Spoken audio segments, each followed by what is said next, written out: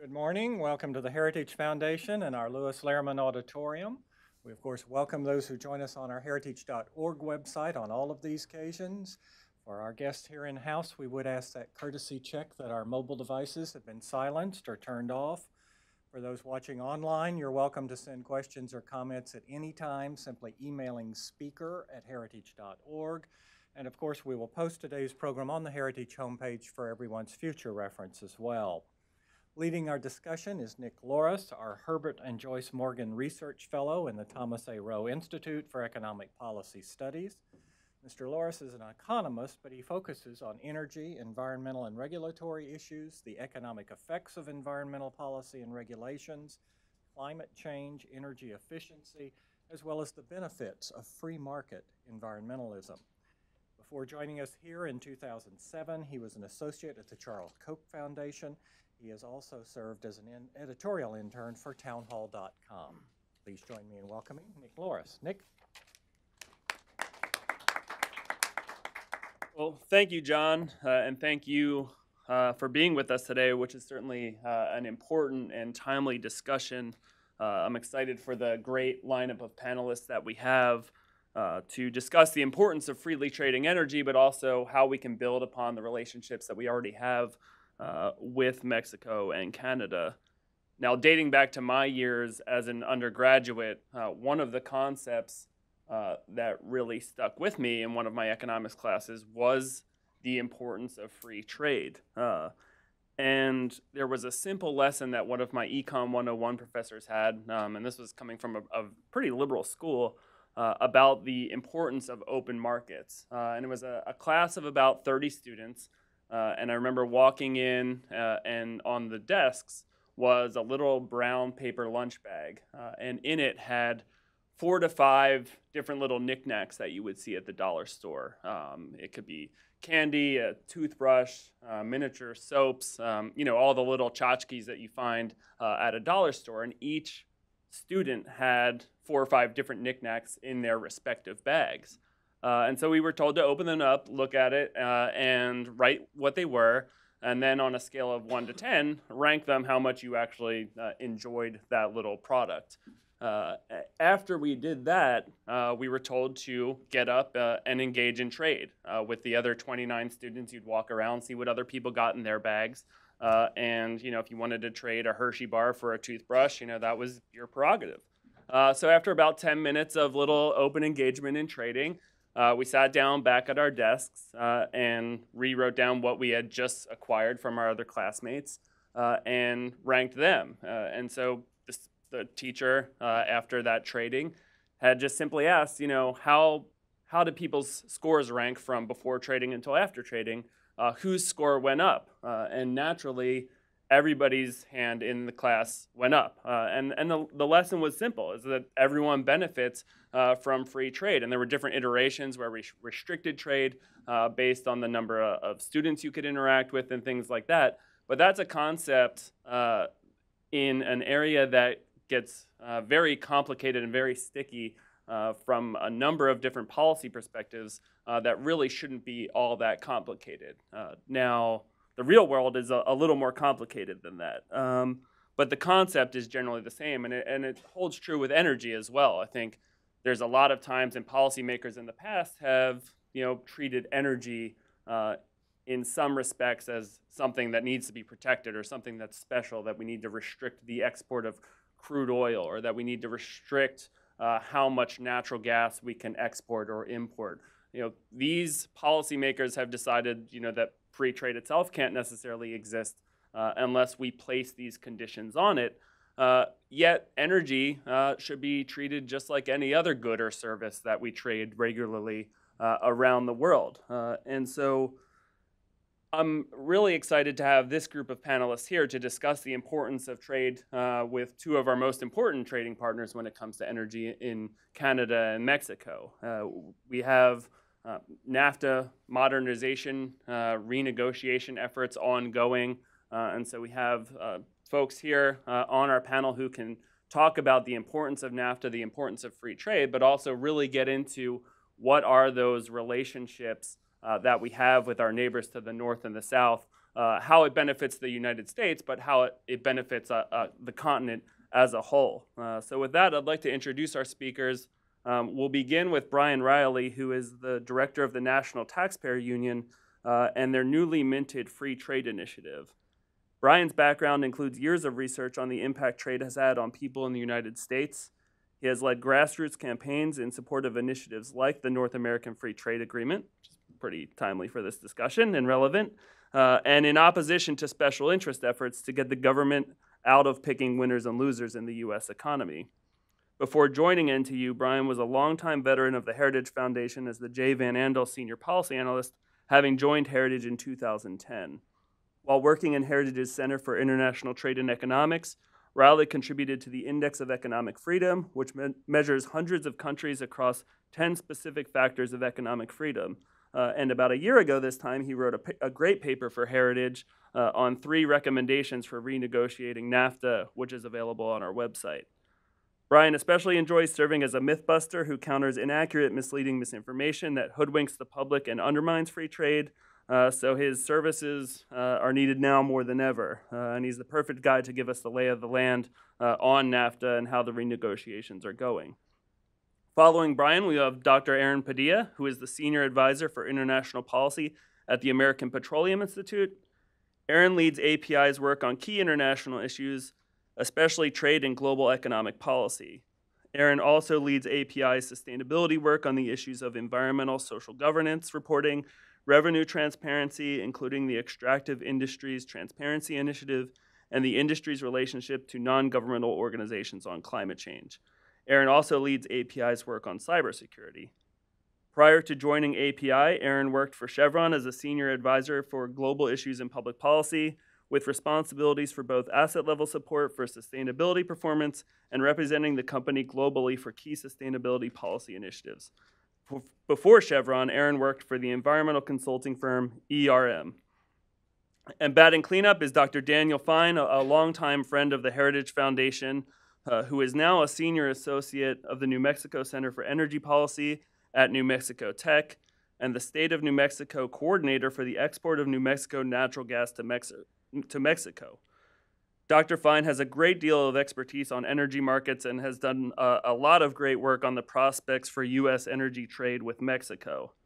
Prior to the positions he currently holds, Dr. Fine was a member of the Directors Advisory Board of the South Carolina Research Authority and a research associate at the Massachusetts Institute of Technology. At the MIT Sloan School, he observed the World Oil Forum, which consisted of OPEC, MIT, and Exxon. He is the co-editor of Resource War in 3D, Dependence, Diplomacy, and Defense, and has written extensively in many other publications. Dr. Fine has also testified on strategic natural resources before the U.S. Senate Committee on Foreign Relations and the U.S. Senate Committee on Energy and Natural Resources. He was also a member of the Department of Energy Office of Naval Petroleum Reserve's Ad Hoc Committee on U.S. Unconventional Fuels. That's these guys, and Brian, we'll start with you. Well, thank you. I appreciate the opportunity to be back at Heritage, which was such an important intellectual source of ideas in the debate over NAFTA back in the early 1990s when it was first approved. I'm also excited because, Nick, I get to start by disagreeing with something that you said, which your example of the bag in class, if I paid attention, you said that the way the world economy works is more complicated, and I don't think it is more complicated. You know, Heritage in a couple of weeks is coming out with the annual Index of Economic Freedom, and the countries where people are free to trade, import, and export are much more prosperous than those where governments pick winners and losers. So I agree with your example, and I think it also applies well as a model of what we ought to be looking for globally. And looking at U.S. trade agreements, I always like to go back to our first trade agreement in the United States, which was the U.S. Constitution. And in particular, 2 things. I don't see anybody from our Mies Center here. I don't think they would find any errors with what I'm about to say from a legal standpoint. First is the Commerce Clause of the Constitution. So the Constitution was created in part so that one state couldn't put trade barriers on goods coming from another state. If I'm in Virginia and want to buy something from Maryland, it doesn't have to stop at the border and unload and pay a tariff and load into another truck and come across the border. And most people are pretty familiar with that. The other part of the Constitution that is really important to our trade agreements is the takings clause, which says the government cannot take your property without providing compensation. And those are two aspects that have been incorporated in almost all U.S. trade agreements, certainly including NAFTA.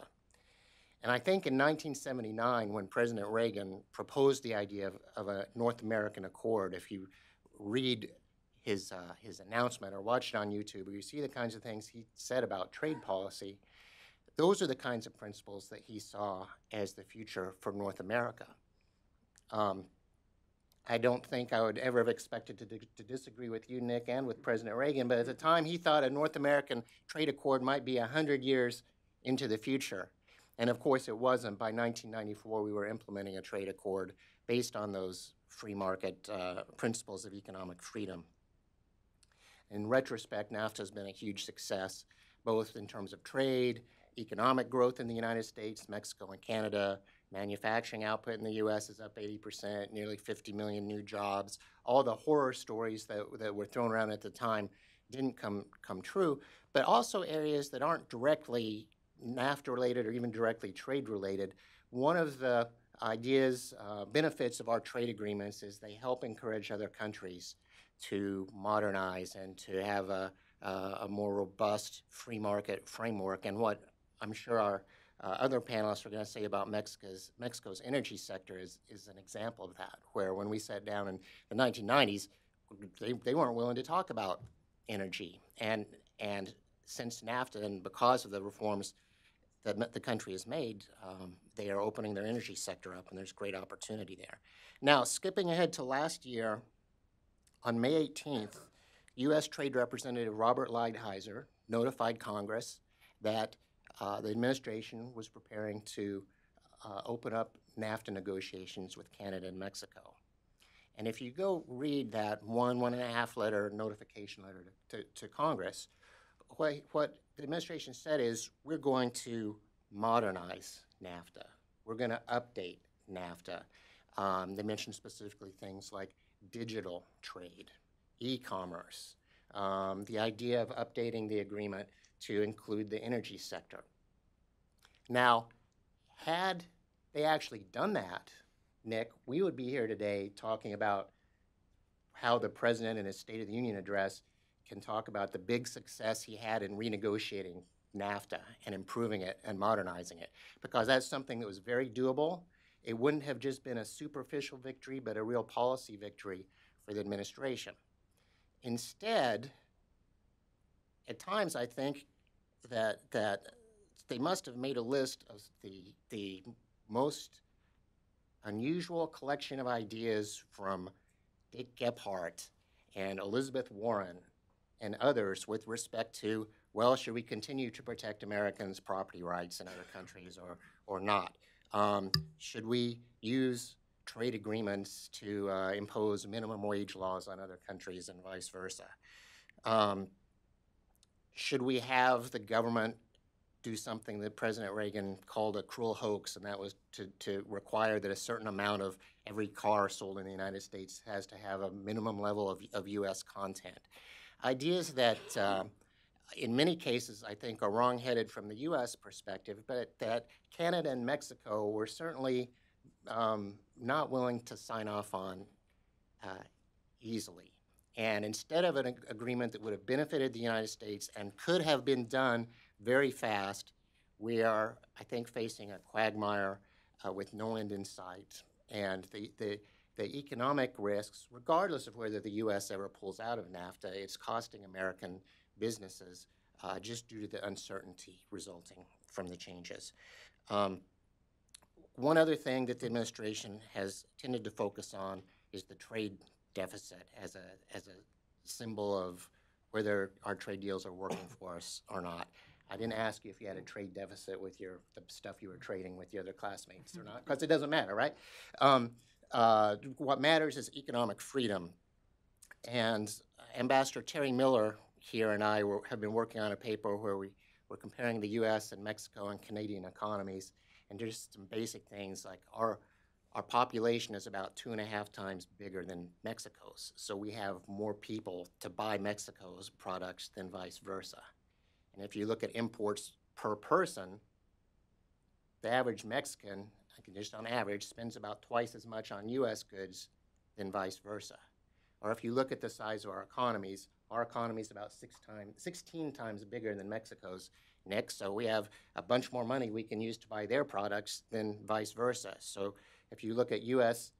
exports to Mexico, they are equivalent to roughly 20% of Mexico's economy.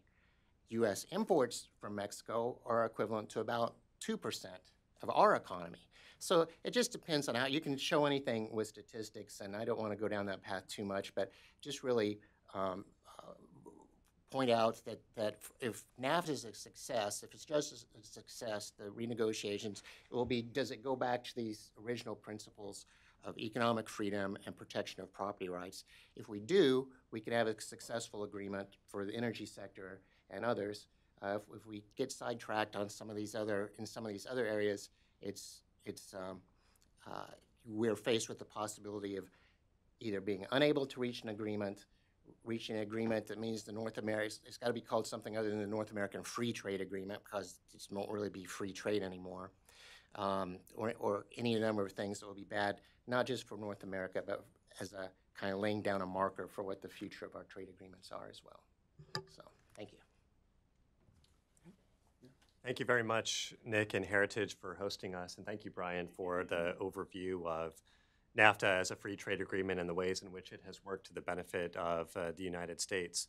I'd like to serve as the bridge in a way between Brian and Dr. Fine's remarks by providing a little bit more of the energy picture and how NAFTA has underpinned many of the growing interdependencies and benefits with regards to energy in the United States, and to reiterate a few policy positions that API member companies have espoused throughout these NAFTA negotiations, and to tie them back to some of the benefits that we believe have accrued to the United States as a result of NAFTA.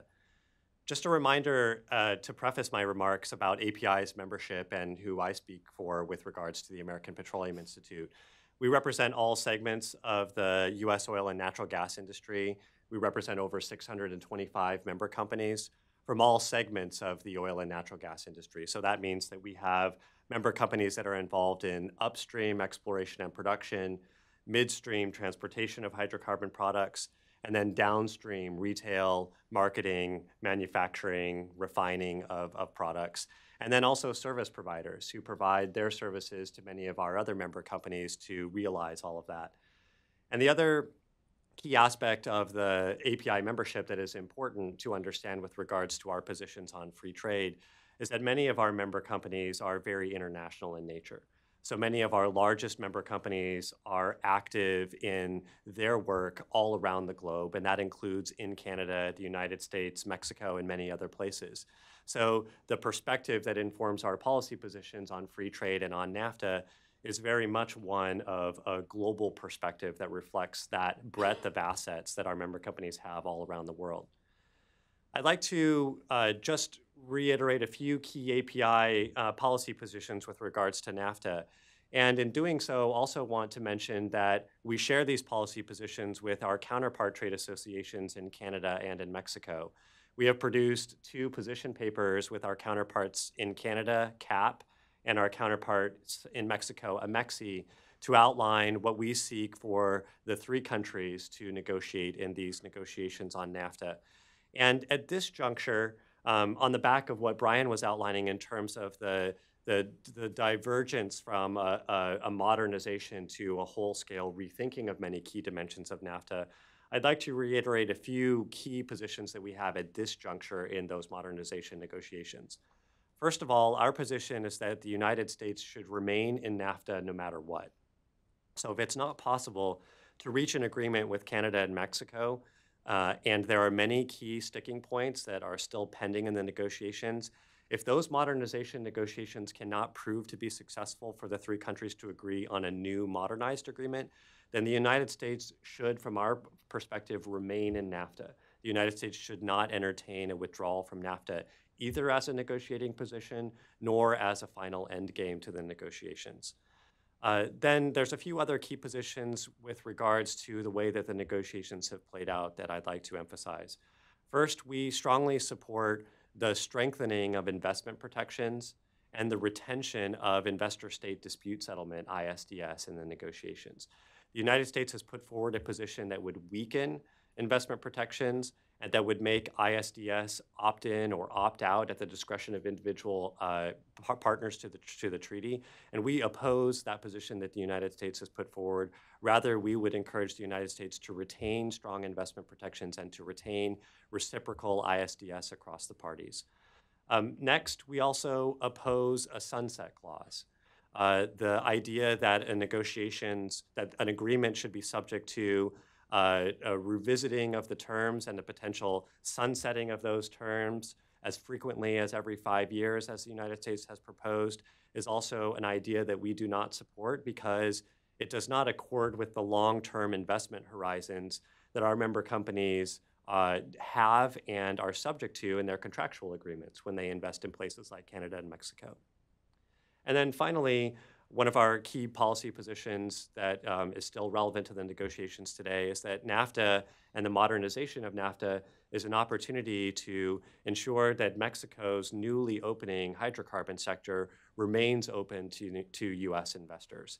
In our view, that is already the case, that the constitutional reforms that Mexico undertook to reopen their sector after 70 plus years have now made Mexico subject to the provisions of the rest of NAFTA and have made their exemptions for their energy sector that they negotiated in the original energy chapter of NAFTA to no longer be valid.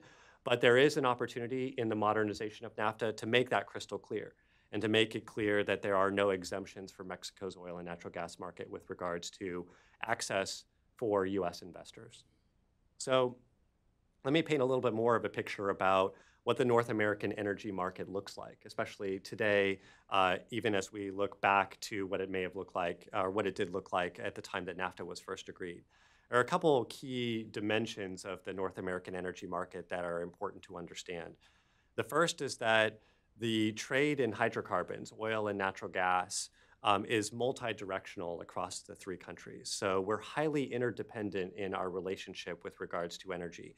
If you look at crude oil, or natural gas, or refined products, or electricity, you will see that there's a flow of trade in both directions between the US and Canada, and in both directions between the US and Mexico. So that multi-directional flow of energy trade across oil, gas, refined products, and electricity is one that has made our market a very interdependent North American one over time. Increasingly so, and even more so than we would have seen looking at those markets back in 1994 when NAFTA was first agreed. So we're highly interdependent between our three countries. And then, as I also mentioned, Mexico has enacted historic reforms to open their hydrocarbon sector to foreign investors in a way that it was not subject to foreign investment back in 1994. So NAFTA as a free trade agreement has played a critical role in underpinning that interdependence and the opportunities that the opening Mexico market represents for the United States. So I'd like to highlight a few energy benefits that I think we can tie back to NAFTA. First of all, one energy benefit of NAFTA has been to promote greater self-sufficiency across the whole of the North American market, Canada, Mexico, and the US combined. The most illustrative statistic to look at in this regard is estimates from the US EIA that show that if you just look at liquid fuels production, supply, and liquid fuels demand or consumption across Canada, the US, and Mexico, by as soon as 2020, just looking at the total supply of liquid fuels across the three countries, of liquids across the three countries, and the total consumption or demand of liquids across the three countries, by 2020, we have the potential to become self-sufficient, where the total supply or production of liquids in the three countries will equal the total consumption or demand of liquids in the three countries. So that has led to a benefit of the North American energy market, an interdependent and integrated one, becoming more of a global center and a global hub. It has buffeted the United States and Canada and Mexico from a reliance on supply from other regions, and has made us even more interlinked in the way that we look at energy security in the NAFTA zone. Another energy benefit of NAFTA has been for US jobs. So I think maybe the best way to paint this picture is to take a look at what that interdependent multi-directional flow looks like in a few cases. So in the United States, there are nearly 80 refineries that import crude oil from either Canada or from Mexico. Oh, a couple of those are good examples. So there's an ExxonMobil refinery in the Midwest that imports its primary source of feedstock from Canada, crude oil from Canada. It refines that crude oil into manufactured refined products like gasoline and other products that then we consume in the United States.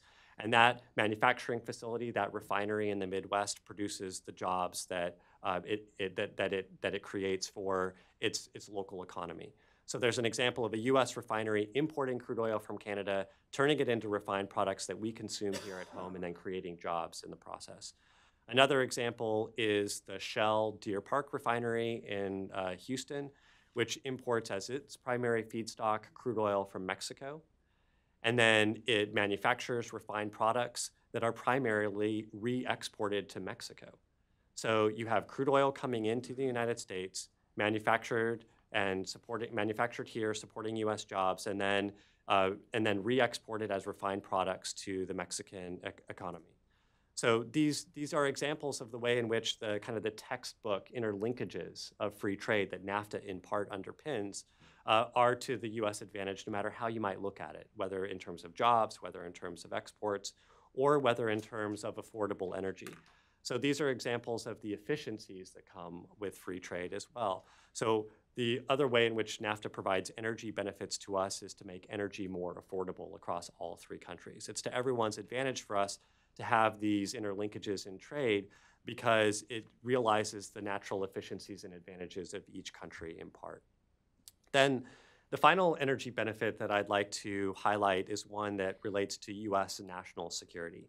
And this is primarily tied to the way in which Mexico's energy market is now opening to foreign investors for the first time in a long time. If we look at all of the blocks that Mexico has auctioned in the upstream as it has opened those blocks to foreign investors, they've undertaken competitive bid rounds, several different bid rounds over the course of the last 3 years. And if we look at those blocks that have been awarded to a foreign investor and look at the total of the 31 blocks now that have a foreign investor as the primary investor who will undertake ownership of and operatorship of that block, across those 31 blocks in Mexico in the upstream of their sector that now have a foreign investment stake, the United States is tied for number one in terms of the largest foreign ownership stake across those blocks. We're tied for number one with China and Russia if you combine China and Russia. So 19% of the 31 blocks are now owned and operated primarily by a US company.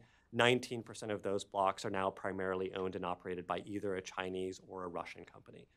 Part of what has underpinned the confidence and the assurance of US companies to enter into the Mexican market are the investment protections and the recourse to arbitration represented by ISDS that are enshrined in NAFTA. So if we want to continue the ability for the United States and our companies to compete in competitive bid rounds as Mexico's market opens up, we need those provisions that underpin the confidence and the assurance that our member companies need to invest in Mexico. If we undermine those, then we undermine the competitiveness of API member companies, of US oil and natural gas companies, and that's probably primarily going to be to the disadvantage of the United States vis-a-vis China and Russia in Mexico. So US national security is also closely tied to the provisions that we support in NAFTA and the promises of Mexico's opening hydrocarbon sector. So what does the world look like if there's no NAFTA? Well, there's an increase in some tariffs for oil and natural gas products that will disadvantage those interlinkages and that interdependence and flows across hydrocarbon products. There would be great uncertainty around U.S. natural gas exports to Mexico. Under the U.S. Natural Gas Act, gas exports to a free trade country are automatically liberalized. But if there's no free trade agreement between the United States and another country, which there would not be if the U.S. withdrew from NAFTA, then every single one of the United States exports of natural gas on a company-by-company basis would need to be approved by the United States government. So that would add a lot of uncertainty to a growing export of natural gas that we have from the United States to Mexico. And then, as I mentioned, with no NAFTA, there would be greater investment risk for U.S. companies investing in Mexico especially. So that's what has underpinned our thinking on NAFTA and why we remain so supportive of the United States remaining in NAFTA no matter what, negotiating stronger rather than weaker investment protections and ISDS, and having the certainty of the durability of an agreement. So not having a sunset clause where there would be uncertainty on an every 5-year basis. And all of this could prove to double down on the benefits of energy that we believe that NAFTA in part has facilitated over the course of the last generation. Thank you. Dr. Fine?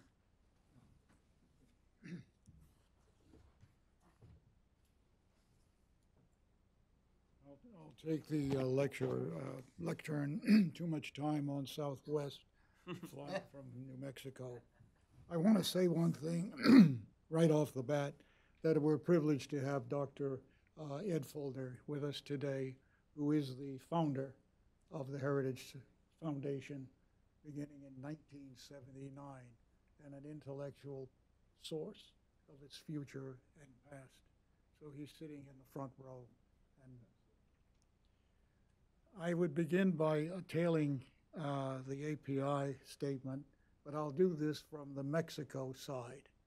And I'm the governor's coordinator, New Mexico, on getting gas to Mexico. The previous administration virtually was silent and essentially negative on the expansion of fossil fuels to Mexico or anywhere. So there's a great relief in the Trump administration and its outlook, especially Secretary Zinke and what he's done in the Southwest recently.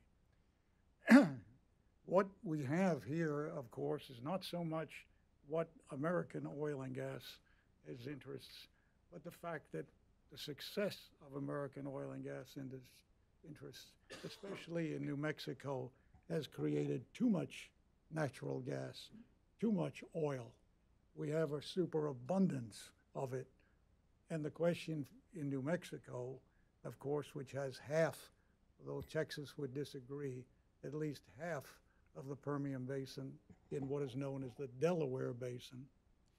And that oil field or whatever basin is basically the future, the hottest oil section in the country in production and in reserves to come.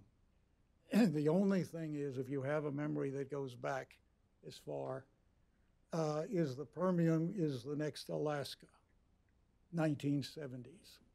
And in terms of the Alaskan output, it reached 2 million barrels a day of oil.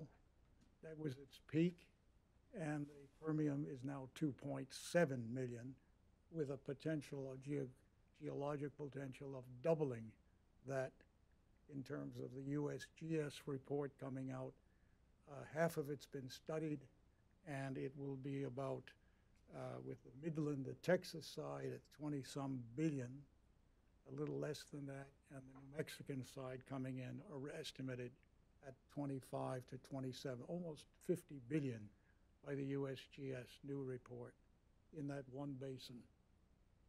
Now, in 2013, only 4 or 5 years ago, Mexico passed the Constitutional Energy Reform Act and followed quickly in 2014 by the Hydrocarbon Law and Creation Decree in 2014. This revolutionized or counter-revolutionized Mexico. As you all know, and has been mentioned, 1938 was the beginning of Pemex state corporation, which was a model to OPEC by 1960 on what they could do without private capital and establishing state corporations. And that lasted from 1938 to 2013. Now, part of that was due to what Mexican economists and Mexican students in Monterrey and other places were beginning to read about the United States, the Reagan period, the Reagan economics, the free market, and so forth. And many of the new technicians that run the sector, not the state sector, but a new sector of administration, are PhDs from UCLA and Texas A&M and so on. The old guard is disappearing, and you can see them everywhere with their business cards. Ex-Pemex, they're setting up companies, but they operate in the old way, which was, I will fix something. No planning. State company will fix it. When we need something, when we need supply, we'll get it. That was the old style. The new technicians have discarded it, and Pemex is no longer a factor, though it exists. Now, in the change that came about, the most astounding thing was the Mexican demand for natural gas and electricity and power. And of course, the power going to power stations and then going to manufacturers. In fact, the whole Mexican transformation to an industrial economy, at least in the north of Mexico, is based on power and electric accessibility to power. And then, of course, the technology play or the revolution in the United States in the Southwest took place almost at the same time, 7 years apart. We had something called shale gas, shale oil, and that was essentially a triumph of American geoscience, without doubt. Placed in if we were to do something equal among the sciences, this would be the equivalent of the iPhone, essentially, of what happened in American engineering. It is astounding because they merge. Mexico leaves behind a state-controlled system monopoly and moves to private capital. At the same time, we have the technology essentially to remake existing reserves, to revisit, to get more, to drill in a new way, and produce more. So I'll go back to what I said. We have too much, in a sense, when we look at it from New Mexico. There's a part of New Mexico that's in depression in the north, the San Juan Basin, because the price of natural gas has dropped to $2.40 per 1,000 cubic feet, which is $12 just 20 years ago when the Federal Reserve said we're running out of gas in the United States. We should import. This is less than 20 years ago. So what happened then and what exists in New Mexico is essentially, and what I do is to move our gas, more of it, to Mexico. NAFTA is a structure to do that, without a doubt. If we lose in this negotiation round, if it doesn't work, Secretary Zinke's far-sighted American oil and gas world policy will fail. Reason is that American oil and gas dominance, which is Zinke, creates the idea that with our resources having too much, we can influence the world. We can influence the path of oil and gas in the world. But if we lose in our backyard on NAFTA, and Mexico, unfortunately, goes elsewhere. And let me just point out, footnote, we're not the only country working in Mexico. The French are active, as well as Spain, and so on. And if there is no relief from NAFTA, if free trade between the two countries goes off and is retarded again and slowed, these are the opportunists who can begin to move in Mexico in gas and oil. The idea, of course, is that when you have an agreement, which a Mexican director of the Mexican grid told me privately, he said in English, when you go to Washington, make sure everyone hears what we want, and that is free-flowing fuels, FFF, free-flowing fuels between the countries. Now, what is lost? Let's go back to Zinke. For example, if there's no market in Mexico, where does the gas that I've talked about in the Permian Basin? Permian Basin, and the media will catch up to this, is not only oil. 30%, the gas-oil ratio, 30% is gas, natural gas, called technically associated gas. Where does that go? What is going to be the market for that gas? It could be called here today in a conjectural way, stranded gas. And that means unemployment in the Permian. It means the Southwest slows down. The investment by hedge funds fails, and so on. The San Juan is up in the north, already perceiving a low natural gas price because it cannot compete with Pennsylvania and the east now in natural gas. Again, part of the revolution, the technology revolution that's created Eastern gas. So the Southwest essentially entirely needs a market for natural gas, and that's Mexico. It would be foolish for planners to look ahead and say, okay, let's let NAFTA go. American gas can go LNG to the world. LNG is opposed here, pipe versus LNG, water, overseas markets, Asia, competition, cost, transfer cost, and so on. We have one LNG plant. 70% of Mexico's LNG comes from Louisiana already, but we only have one facility to do that, one LNG producer. Where does LNG go, and where does Mexico go to supplant the failure of NAFTA? It will go to Qatar. It'll go into the Pacific. Other producers will take it. So much for influence in the world of oil and gas that Secretary Zinke has advanced, which is essentially the dominance of it. Now, what we face there is what is called takeaway capacity. Not enough pipelines, but pipeline investment is moving up, and we have the vision of pipeline takeaway capacity from West Texas and New Mexico. And then comes Hurricane Harvey. What do you do about that? Where's the risk analysis that that could happen? The pipelines from Texas and New Mexico go to the Gulf of Mexico. Some go to to Mexico directly. That is a mission now on both sides, to redirect something from the Gulf of Mexico.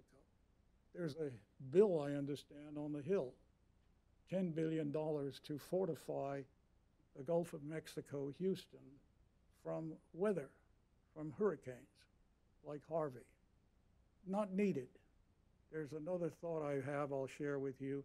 Instead of spending $10 billion from the U.S. government, let private sector go loose and move with some incentive, and this would become defense and strategic as well, move some of our capacity away from the Gulf of Mexico.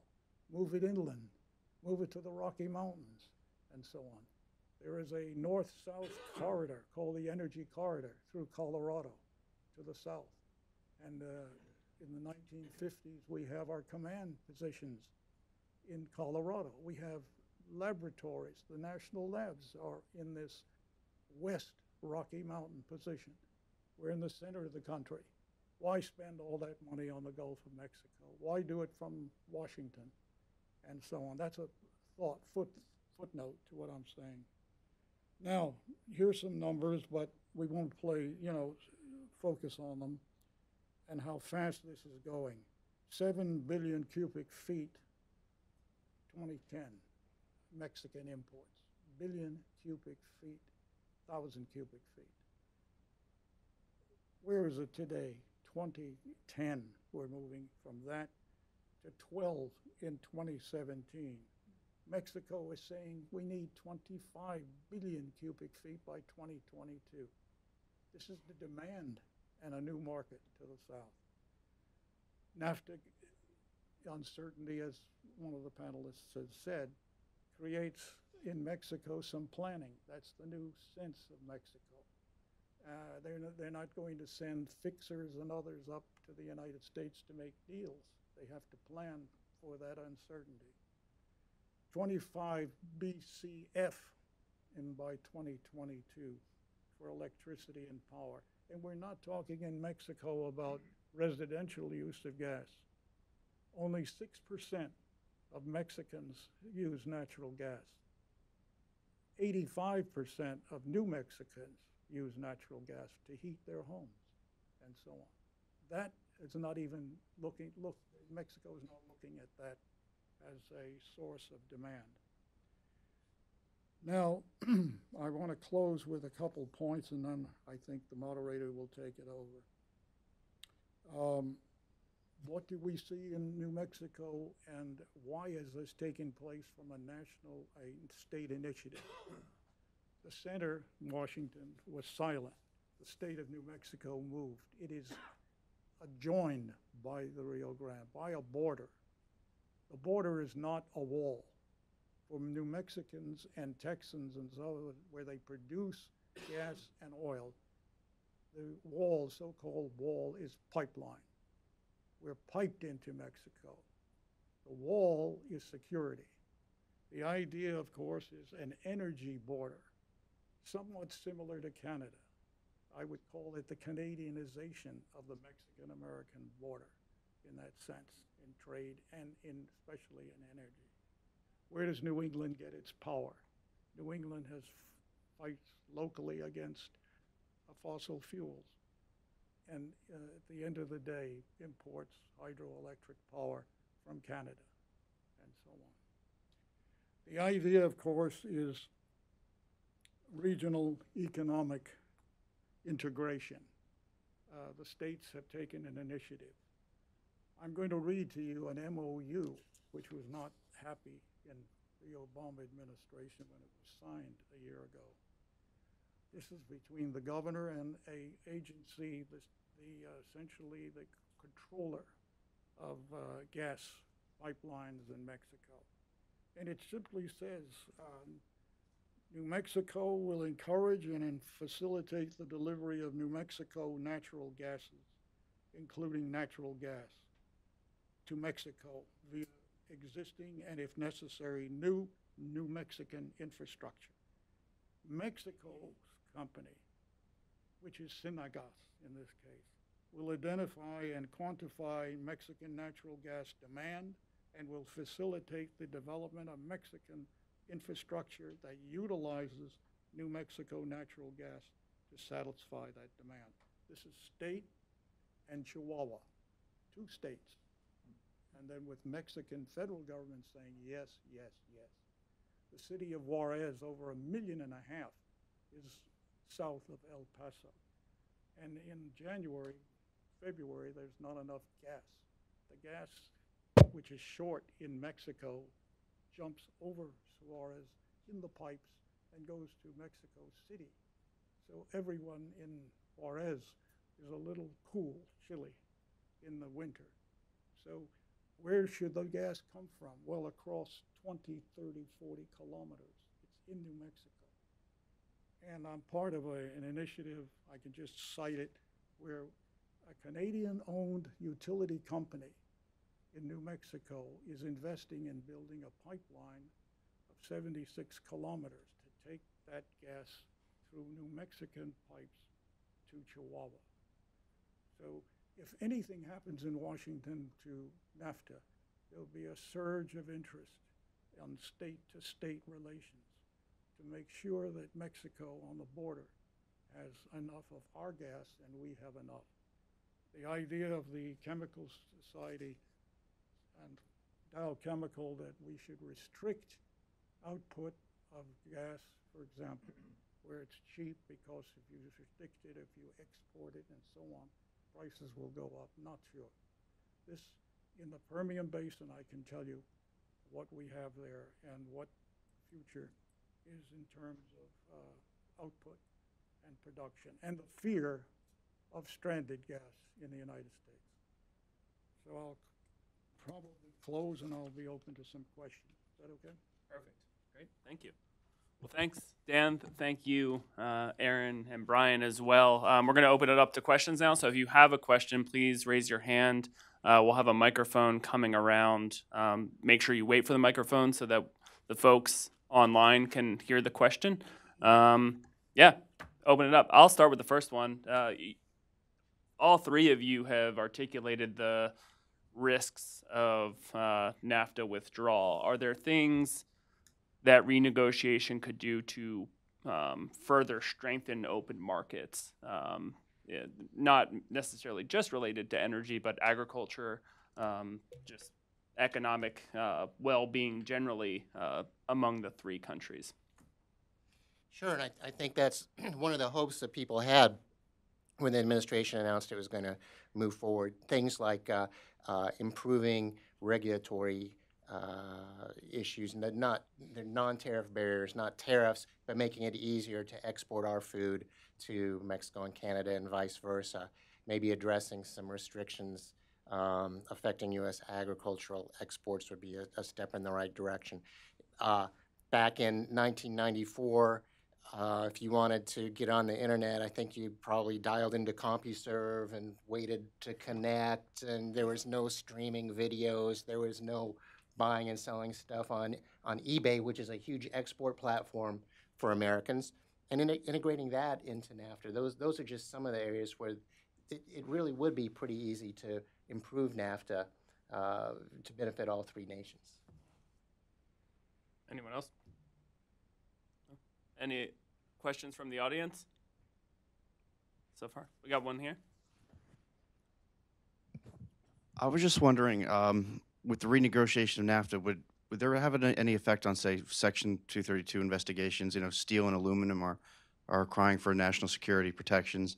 And also, what effect might it have on, would it have an effect on foreign takeovers of energy companies? You know, historically, like BP was allowed to take over Amoco and Arco. Would that, I mean, in Canada seems to go through a little bit of protectionism as far as taking over their resources. Can you just speak to those two issues? Sure. I think in our evaluation of the issues that you outline, the Section 232 investigations here in the United States, any of the three countries' review of foreign ownership of their assets and how they relate to NAFTA, we've seen them as somewhat interrelated, but fairly distinct, at least in terms of the ways that the United States is undergoing its policymaking. So I think that for now, the Section 232 investigation and potential policymaking from the United States is distinct from the NAFTA negotiations. But clearly the U.S., this administration has been one that has prioritized steel as a trade issue. And there are potential ramifications for policymaking under Section 232 that could enter into the NAFTA negotiations if that policymaking occurs before the NAFTA negotiations are finished. Our overall policy position with regards to the consideration of national security impacts of imports of certain products like steel or aluminum, as the U.S. is currently investigating, is that the United States should be cautious about the unintended effects of imposing additional tariffs or quotas or some combination of other remedies at the border because of the reliance that the U.S. oil and natural gas industry has on imports of steel from other places, including Canada, including Mexico, and many other places. And so if the United States is sweeping an application of new tariffs and quotas on steel across a wide variety of steel products or across many countries, then the unintended negative consequences on the U.S. oil and natural gas industry would be greater rather than lesser if no action were undertaken or if more pinpoint action were undertaken on a smaller number of products or vis-a-vis a smaller number of countries. So our position has been to urge the administration to be cautious, to manage and limit those unintended negative consequences that would accrue to the U.S. oil and natural gas industry. Up here, front. Hi, Brett Fortnum with Inside U.S. Trade. The next NAFTA round is set for later this month, January 23rd, Montreal. It's been described as a watershed moment, or a potential watershed moment, I should say. What, if any, discussions on energy are you expecting? I know there's been some talk of whether or not there should be an energy chapter in NAFTA. Could you outline the provisions that you see as benefiting all three countries potentially? And do you think that could be used as a talking point to convince the administration to back away from the potential withdraw? Dan, you can use the microphone right in front of you there. Clearly, to answer some of that question, in natural gas, one, and this would go back to national security as well, NAFTA, and I have no idea about the chapters and energy in NAFTA. I'm not inside and not inclusive to that, but it's the opportunity is to place natural gas, at least natural gas, maybe fuels, but start with natural gas outside NAFTA in a 50-year program of no interruption. Take it above merchandise, take it above and outside agriculture, and so on, and take it off of the foreign trade accounting approach to NAFTA in terms of win-win. The win in natural gas is natural gas. The current administration should look at how much dollar value last year in natural gas imports from the United States, over $6 billion, and moving up quite rapidly. So my reading of that is take it and put it above the merchandise accounting and make it a natural resource within North America. And if you do that, you're on the way to something else, which is a trading bloc in North American oil and gas. If you have superabundance, and if you're the world leader in output, your pricing mechanism has to be re-examined. How do you price oil and gas? Who prices it? What are the hubs? Who operates the hubs, which lays essentially the price fixing of it? All that can take place outside, in the bloc, the North American bloc. Mexico has said, yes, we're dissatisfied with trading the Henry Hub. Few cents here, a few cents there, it's costly.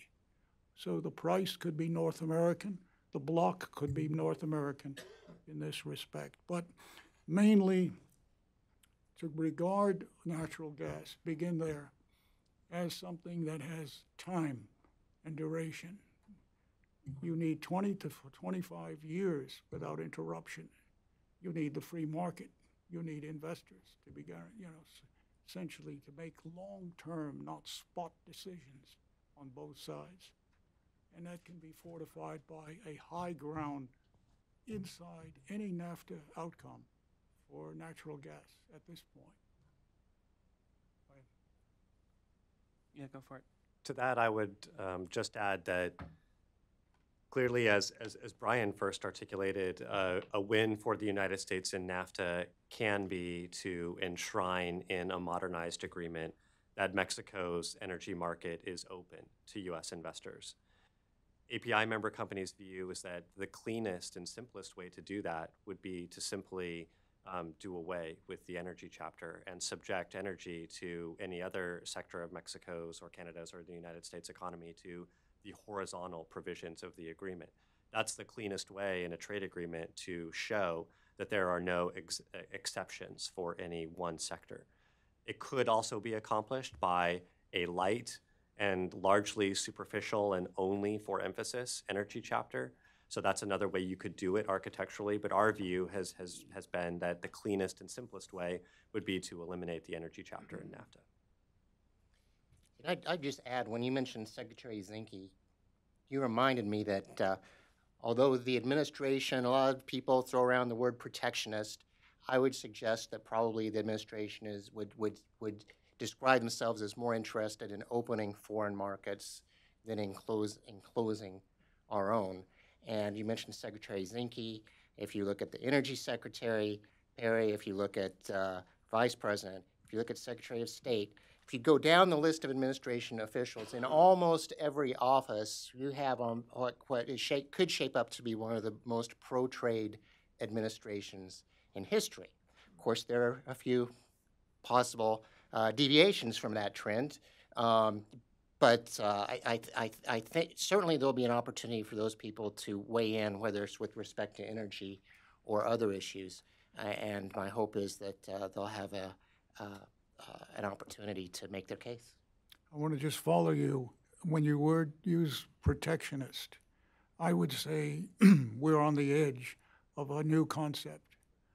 Zinke and the administration are there, but they don't use this.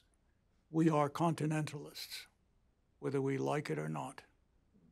And we should look at that and what that means and begin to look at the ramifications. That the protectionist and the open free market debate can be put aside if we begin to root inside, let's use oil and gas, in well management, the continentalists, the center and core of a natural resource is a nation, essentially. And 3, make a continent. So I would, when I speak around the Southwest, I say, you're not protectionists. You're a continentalist. This is North America now. And they understand that from the independent well driller all the way up. So I would just add that today in terms of what you've said. And I agree about Zinke's record so far. No one has gone this far in terms of regulation, the regulatory and the administrative state that has been rolled back. And in New Mexico, you see it every day. I'll give you one example. Under the previous administration, it was routine that if you are a driller and you need a permit called an API or an APD, and you dialed 800 to get the BLM, essentially. BLM may answer your inquiry in roughly, I did this back of the envelope, in 3 weeks, you'll get an answer. And then you'll have 321 days of process for one application under the previous administration. So at a recent exchange with the BLM, the Bureau of Land Management, they've reduced that under Trump to 70. Still too much for a company when they have 5-year leases under federal control. But the state of New Mexico is 14 days. And this is what has happened in this administration. So my thought is following you in that respect, the most aggressive free trade and deregulation administration in our time. Sounds like a good place to wrap up. And we're out of time, so please join me in thanking our panelists for their remarks today.